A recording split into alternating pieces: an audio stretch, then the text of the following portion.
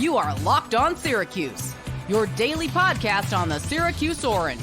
Part of the Locked On Podcast Network, your team every day. Let's get to the front court for Syracuse basketball, which I promise you is a lot shorter than the backcourt was, which you talked about last segment. So again, kind of in line, I'll give you the players. I'll list them out, guys who are on the roster for next year, guys who are out of eligibility, any pro potential. There is pro potential here. And then I'll give you my thoughts on it. All right. So there are 3 players who are projected, in my opinion, to be on the roster for next season. Technically, it's 4, but more on that in a moment. Chris Bell, he can return. Peter Majstorovic, he can return. And Sadiq White is an incoming freshman already signed. Cool. That's your 3 that are projected to be on the roster next year. There is a 4th. I'll get to that player soon. Out of eligibility, there are 3 guys. Eddie Lampkin, the transfer center from Colorado this offseason, the starting center right now, out of eligibility. He cannot come back to Syracuse even if he wanted to. So he's done. All right. Enjoy him while he lasts. 1 year. Naheem McLeod, also a center, the backup center right now. He hasn't really played much, if at all. He's out of eligibility. He's not coming back. Then there's Jair Davis, the Delaware transfer from this offseason. He also is out of eligibility. He cannot come back even if he wants to. And by the way, just a quick side note here, all 4 transfers that Syracuse brought in this offseason are one-and-done transfers, meaning they have no more years of eligibility after this one. So enjoy it while it lasts, because this is it. You got 1 year with these guys. Now, I kind of hinted at this player and guys who are on the roster, but not really, in my opinion, because I think there's pro potential with this one player in the front court, and that's Donnie Freeman, a forward. Donnie, I think, has been up and down through 3 games, but Donnie's size and his athleticism, as well as really the traits that he possesses, his length in particular, his athleticism, as I just said, make him a potential one-and-done prospect, meaning 1 year in college and he's going professionally. So I know I used one and done in 2 separate instances. I used one and done in terms of 1 year at Syracuse and then out the door in terms of years of eligibility. Donnie Freeman is one and done in the sense of going to college for 1 year and then he's going professionally after this season. That is my opinion. Even though he has been up and down, if you look at his total numbers this year, he's averaging 12 points and 9 rebounds. The problem with him is that he's not the greatest defender, and he hasn't been the most efficient player in the world. He's shooting 44%, only 22% from 3.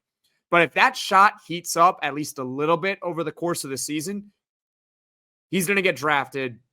There's no doubt in my mind. So as of right now, I would not project Donnie Freeman to be on the roster for next season. He can come back if he wants to, of course, because he's only a freshman this year. But I don't see it happening. I think he's going to go professionally, which means they have 3 forwards on the roster, and that's it. They are set up nicely, with or without Donnie. This is when I get into my thoughts here. You got Chris Bell. Hopefully he comes back.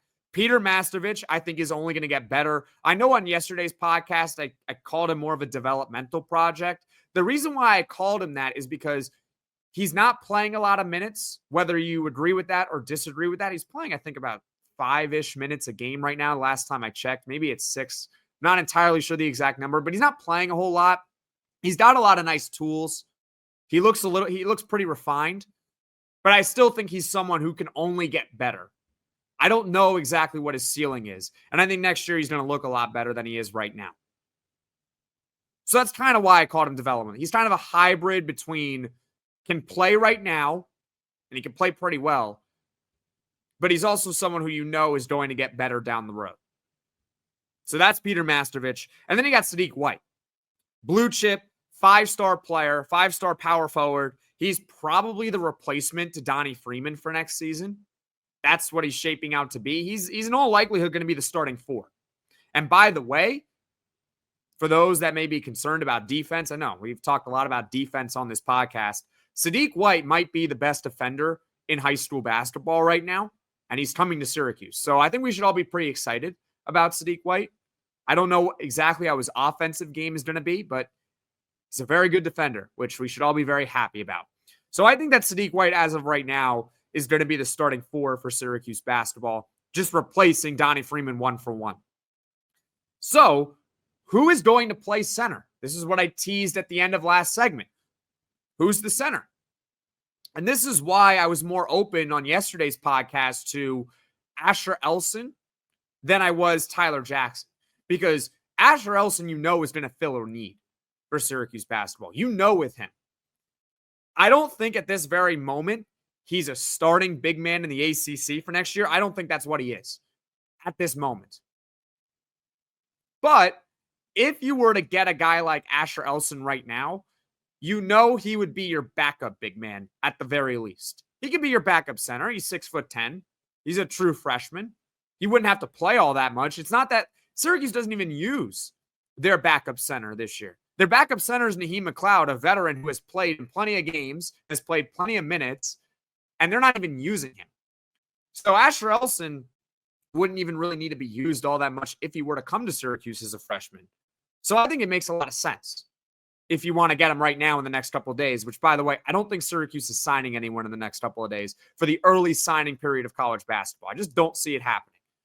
You never know, but I think there would be more smoke behind it if that were the case. Looking at 2025 recruiting, Elson is the only big man that Syracuse is still connected to, and there aren't even a lot of top big men left. I looked at Autry today, and there's only one 4-star center that's available, and that's Maper McCarr from California. I think I saw on there his visits were to Arizona State and Oregon. I don't think that Syracuse at this point in the game has any sort of connection to him. That's that. So there are no blue chip big men available in high school anymore. There's none. So as far as who is going to play center, even if you get Asher Elson from high school, the center, at least the starting one, is going to have to come through the transfer portal. Transfer big men are typically the most expensive players to get in college basketball. Typically. On average. If all else is equal, if you have an elite big man versus an elite guard, and they're around the same, the big man is typically going to cost more than the guard. It's all about the tiers. You know what I mean by that? That's also why I'm conflicted about adding another player in 2025. See, I'm open to Asher Elson. I am. Do you do it right now? If you can, which I don't think you can anyway, but can you do it right now? You're going to need that NIL money for a starting big man. They're expensive. I'm sure Eddie Lampkin was not cheap. And he wasn't even the best big man available. He wasn't even close to the best big man available this offseason. And he wasn't cheap. No way. So sure, if you can get a guy that is obviously elite, which is what I talked about yesterday, if you can get an elite recruit like Alex Constanza, which I don't know is going to happen, but if you can get a guy like him, sure, you had him on the team. Of course, you don't say no to that. But you need that NIL money for a starting big man in the transfer portal this offseason. You need it. And so that's why I would say, even though Asher Elson does fill a need, they're going to need a backup big man too. They're going to need two of them because two of them are out the door.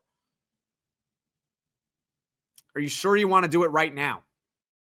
Because I think another option of what you could do is you can splurge for an even better big man and just have a worse backup big man. And I think it makes a lot of sense, especially because you're going to have Sadiq White. And hopefully you can keep both of Chris Bell and Peter Majstorovic. So therefore, you're not even going to need to use your backup big man much anyway. It's like what Syracuse is doing this season. They don't even use Naheem McLeod. Those are my thoughts on the front court for Syracuse basketball for next season as it stands at this very moment.